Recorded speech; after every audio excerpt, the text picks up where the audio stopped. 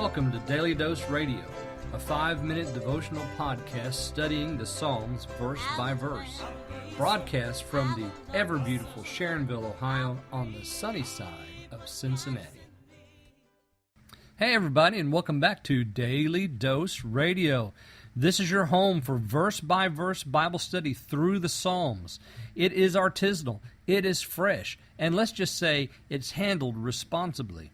Today I'd like to say hello to all of my Clamor listeners. If you're listening via the Clamor app on your Apple device, thanks for listening in. Thanks for being a follower of mine on Clamor. If you don't have the Clamor app, I suggest you go out and get it. It's a great little app.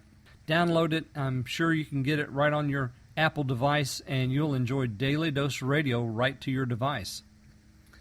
Psalm 104 is our subject this week, and we're going to take it in two parts. The first half this week will be through verse 17, and then next week we'll go 18 through 36. But this week we're going to look at the first half, and we begin the same way. This is another Psalm of David, and it really follows nicely on the heels of Psalm 103.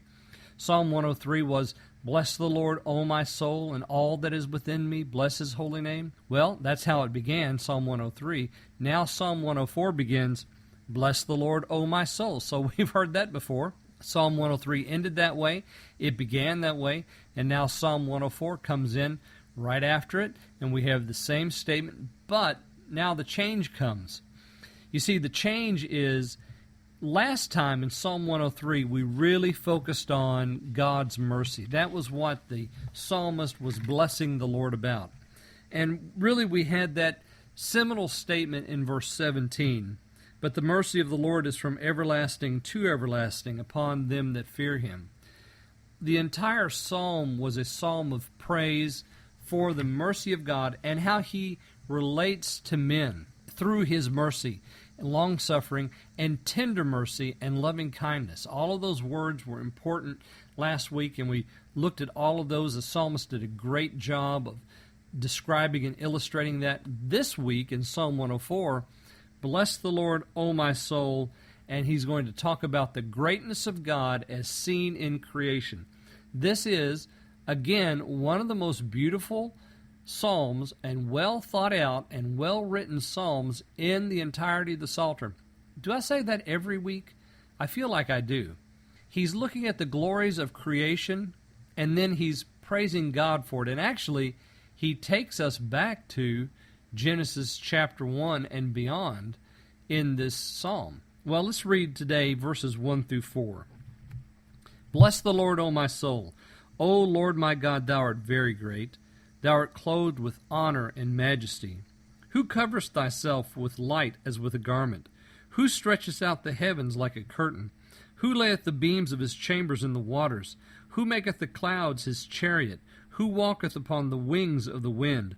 Who maketh his angels spirits, and his ministers a flaming fire?" So the Lord here, that's through verse 4, the Lord here is describing, or is being described as that God who made these things. This really is almost a pre-creation moment that the psalmist is looking at.